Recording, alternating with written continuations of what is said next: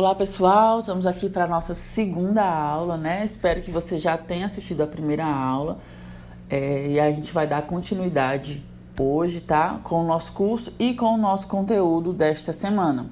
Hoje nós vamos falar sobre regra de três compostas e juros simples. Vamos lá então. Os conteúdos da aula de hoje, a gente vai fazer uma breve revisão, mesmo só do que a gente viu na última aula. Aí eu vou passar para a regra de três compostas, com alguns exemplos de como a gente pode resolver, e para os juros simples. Revisando lá com o nosso mapa do sucesso, na aula 1, nós vimos o conceito de razão, que é o quociente entre dois números.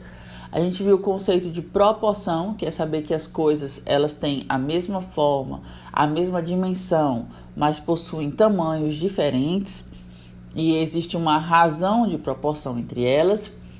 Nós vimos também divisão proporcional, que é o dividir um valor em partes proporcionais, não em partes iguais. Nós vimos as grandezas proporcionais, que são as situações utilizadas no cotidiano, e a regra de três simples, que é quando eu tenho três valores para encontrar um próximo a partir do produto do meio pelo produto dos extremos. Algumas questões da lista de exercício são de regra de três composta e juros simples. Então, a mesma lista que nós estamos trabalhando agora, nós vamos continuar. E aí, quando nós tivermos a nossa aula online, eu vou corrigir apenas essa lista, não terá outra. Então, vamos lá. Regra de três compostas, já trouxe logo um exemplo para a gente compreender. Por quê? A regra de três composta possui os mesmos princípios da regra de três simples. O que acontece agora é que a quantidade de grandezas é maior. Lá nós tínhamos duas grandezas em comparação.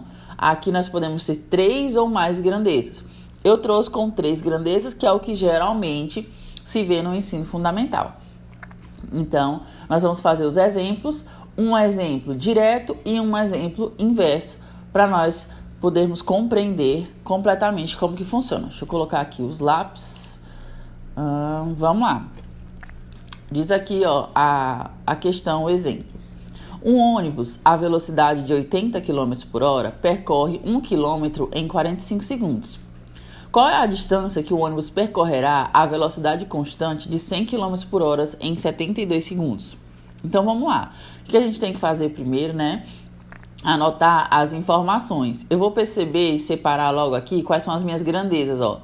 Eu tenho uma grandeza de velocidade, tenho uma grandeza de distância, que é o quilômetro, e eu tenho uma grandeza de tempo, que são os segundos. Por que as setinhas? Para a gente ter um valor.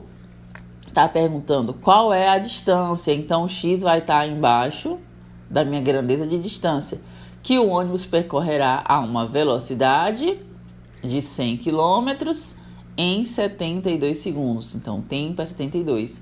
Vamos organizar aqui, né? Vou colocar em cores diferentes. Vamos lá. A velocidade está em quilômetros por hora. Eu tenho o quilômetro, né? Que é a distância. Vou colocar aqui, distância.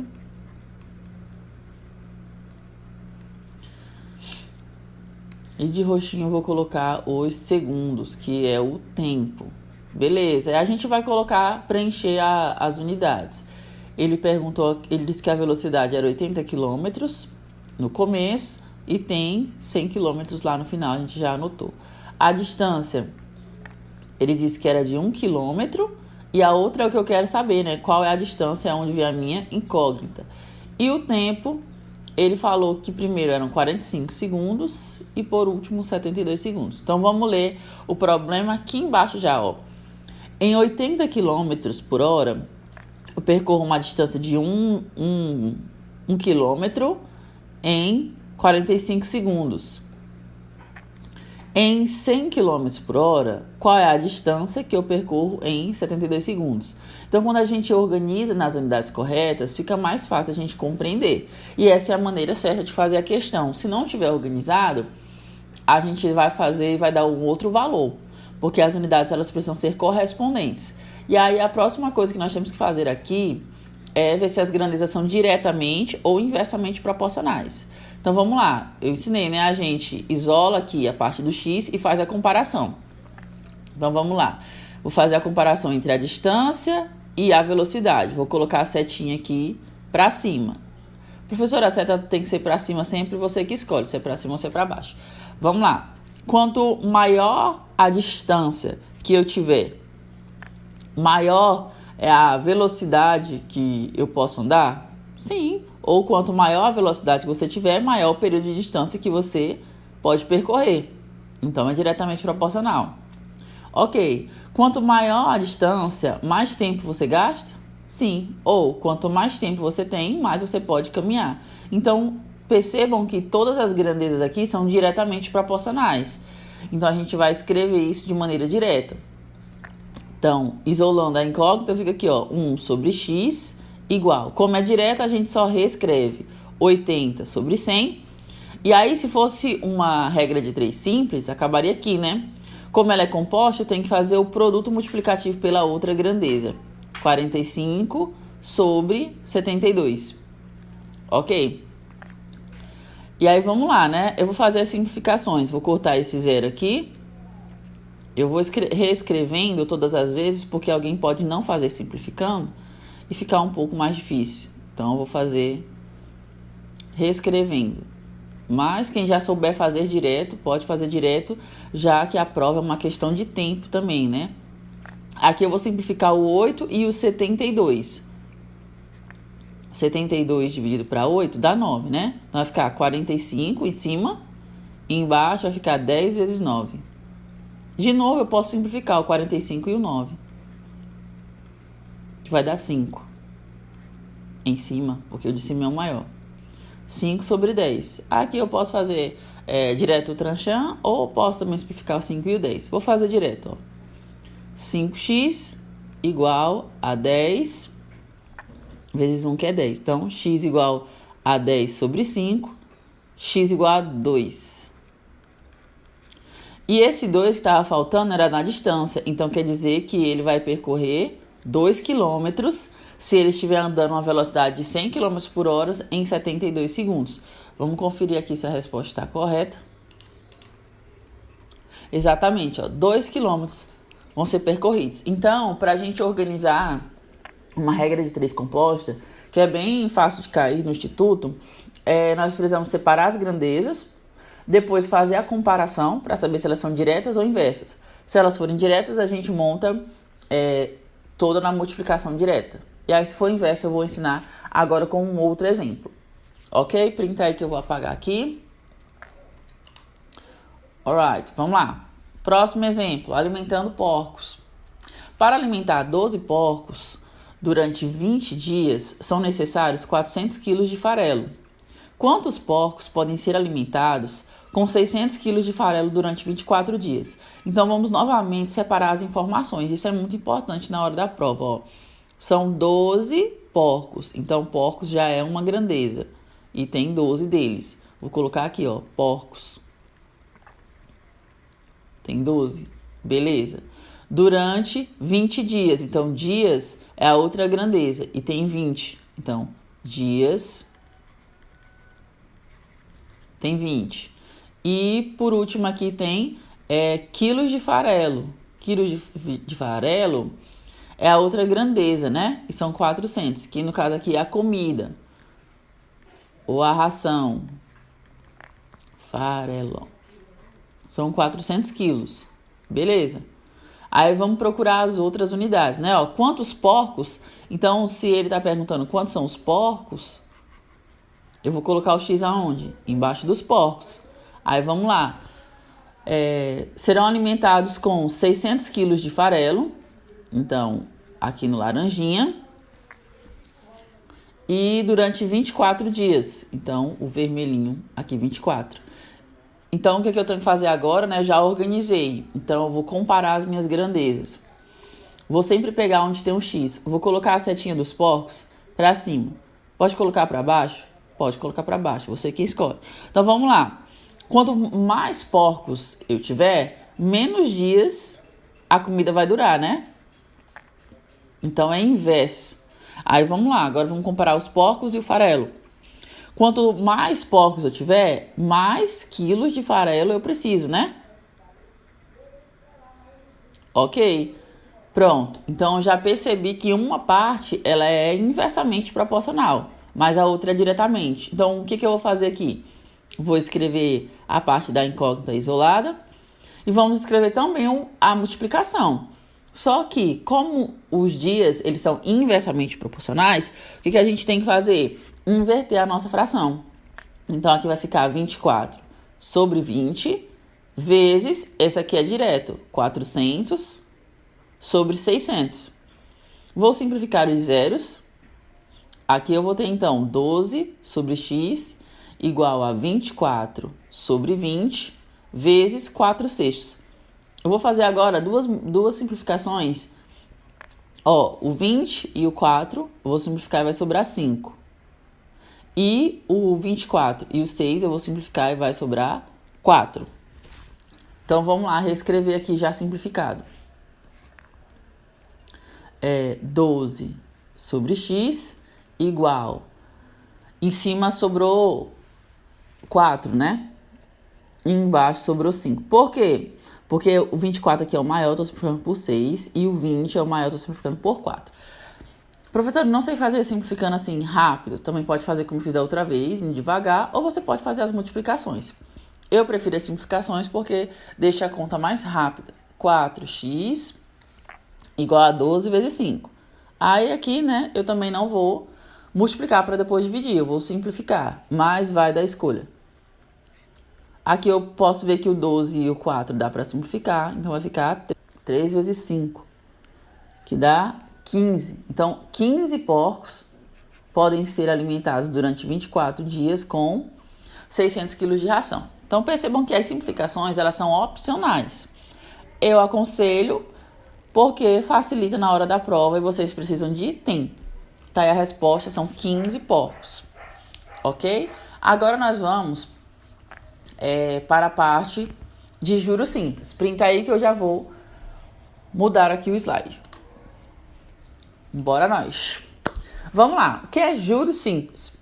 A definição de juro é a remuneração recebida por quem dispõe de um capital, que é money, e o empresta durante um certo tempo a alguém. Isso significa dizer que o banco cobra juros? Sim, é exatamente assim que os bancos, eles funcionam. Porque se a gente prestar atenção, nós pagamos taxas mínimas dentro de uma conta corrente para o nosso dinheiro estar lá. Então não tem como os bancos se manterem apenas com essas taxas, embora sejam milhares de contas. A maior fonte de lucro dos bancos está nos valores de empréstimos, porque se cobra uma taxa de juros em cima do valor que foi emprestado. E esse valor é calculado, podendo ser calculado em juros simples ou em juros compostos.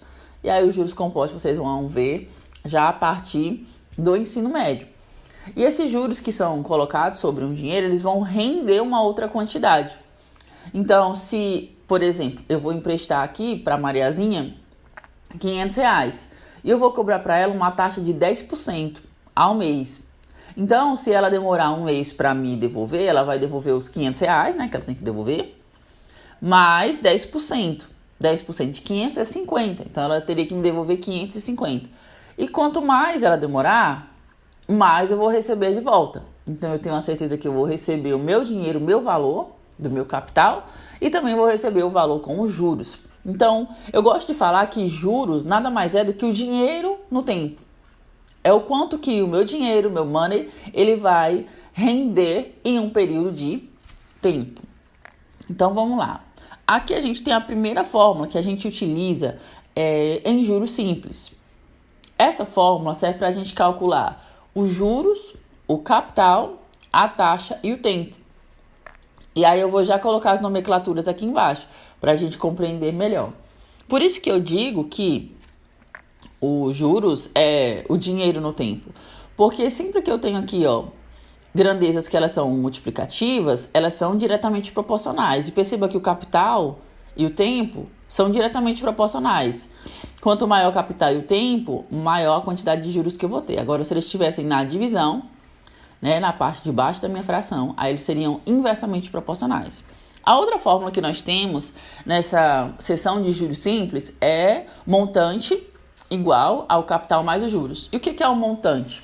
É o exemplo que eu dei sobre a Mariazinha.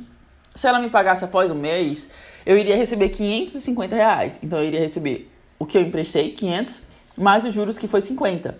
Então, o meu montante, somando tudo, eu receberia R$550. Eu coloquei aqui as nomenclaturas. Juros, que é o J. C é o capital, que é money, sempre que falar de capital tá falando sobre dinheiro. I, que é a taxa. T é o tempo, né? Não coloquei aí. E montante é a soma, que é o M. Por que I é taxa? Porque vem do nome em inglês, tá? Inglês, por isso que é taxa. É o I. E o T, tempo mesmo, é time. Capital em inglês é do mesmo jeito que se escreve. Então, vamos lá. O básico dos juros é isso. É bem simples. O que a gente pode se enrolar em alguns momentos nas questões? É descobrir o montante, né? Às vezes a questão dá um montante para você saber os juros. Então, você tem que fazer uma subtração com o capital para colocar novamente na fórmula. Ou quando o tempo e a taxa estão em medidas diferentes. Nós sempre precisamos utilizar as mesmas medidas. Como, professora? Por exemplo, se eu dou uma taxa de 2% ao ano, eu não posso, ou de 2% ao mês, eu não posso ter o tempo em anos. Eu tenho que transformar isso para trabalhar sempre com a mesma unidade, certo? Então, é sempre importante isso. Eu colocar aqui o T, né, que eu não coloquei, T é o tempo, time. Beleza. E aí, a gente vai partir para os exemplos, que fica bem mais fácil, bem mais simples das coisas funcionarem. Vamos lá. Uma coisa que eu esqueci de falar para vocês é sobre os valores matemáticos de ano e mês, tá? A gente sempre vai trabalhar com 360 dias no ano e 30 dias no mês. Não importa se estiver falando até, por exemplo, do mês de fevereiro, que tem 28 dias. Ele não vai citar qual é o mês, a não ser que a questão seja bem específica e você vai utilizar 28 dias. Mas, a nível fundamental, a gente utiliza o mês como 30 dias, para não ter a variação dos meses que tem 31 e do mês que tem 28 ou 29 dias. E para os anos também se usa 360, porque existem anos bissextos e a gente não tem essa variação também de 366, 365 dias. A gente, matematicamente falando, utiliza esses valores. Vamos lá, vamos praticar. Eu coloquei 3 exemplos aqui para nós fazermos. E eu coloquei 3 porque para a gente compreender que algumas vezes as informações elas vão vir diferentes, a gente tem que unificar essas informações. Eu vou abrir aqui o quadro para ficar melhor para a gente visualizar.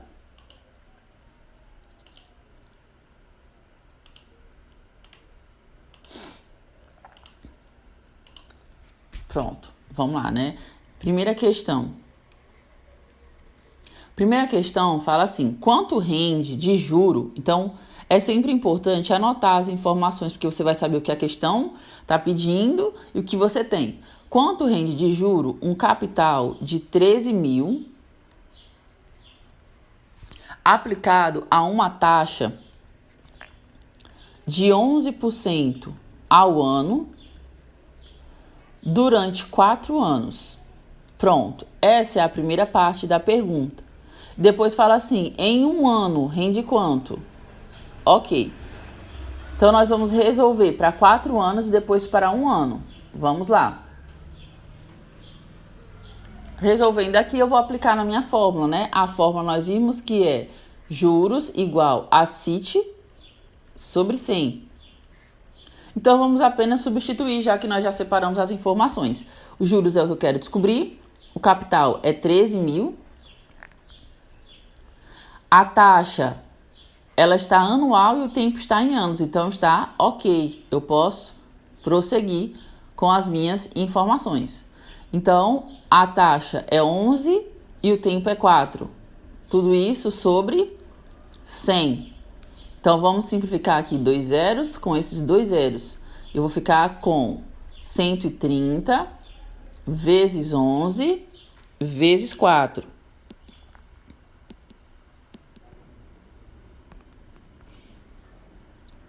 Vamos aqui fazer as multiplicações. 130 vezes 11 dá 1.430. Aí, vou multiplicar por 4. Dá 5.720. Pronto. Então, se eu emprestar 13.000 para receber durante 4 anos com essa taxa, eu vou receber 5.720 reais só de juros. E aí a questão continua perguntando, e se fosse para 1 ano? Para fazer isso, eu posso novamente substituir com um lugar, ou então eu posso fazer uma regra de 3 simples, né? Se para 4 anos eu recebo 5.720, tá aqui, tempo e money, dinheiro. Em 1 ano eu receberei quanto? Então, fazer uma regra de 3 simples. Vamos lá fazer aqui, Tranchan. 4x igual a 5.720. X igual a 5.720 dividido por 4. Que dá 1.430. Se nós tivéssemos observado, né, a maneira como eu fiz a multiplicação aqui embaixo, eu multipliquei primeiro por 11, que foi a taxa, e só depois pelo tempo. Então, nós já temos esse valor aqui. Então, tanto eu posso resolver a segunda parte da questão aplicando novamente dentro da fórmula, observando a minha multiplicação pela taxa, ou fazendo uma regra de 3 simples. Então, primeira questão resolvida. Vamos agora para a segunda questão. Vocês printem aí, porque eu vou apagar o quadro para ficar melhor de compreender. Vamos lá. Limpar aqui. Vamos lá, então, para a segunda questão. Quanto rende de juro? Então, quer saber quanto é o juro? Um capital de 7.200. Quando é aplicado a taxa de 8% ao ano, durante um período de 10 meses. Ok. Então, vamos lá, né? Eu vou aplicar na minha fórmula, que é CIT sobre 100. Primeira coisa que eu vou observar aqui é a minha taxa é anual e o meu tempo é em meses. Então, eu tenho que transformar esses meses em anos. Como que eu faço isso? Esse 10 é a quantidade de meses que eu tenho, num total de 12 meses do ano. Então, eu vou transformar isso numa fração. Eu posso simplificar aqui, tá? Vou simplificar todo mundo por 2. Vai ficar 5 sextos. Pronto. Aí a gente aplica aqui. Pode usar 10 sobre 12? Pode. Ou 5 sextos. Ou pode colocar um número com vírgula. Você quem escolhe. Então, vamos lá. O capital é 7.200. A taxa é de 8. E o tempo é de... deixa eu ver se eu uso qual. Eu vou colocar 5 sextos. Pronto.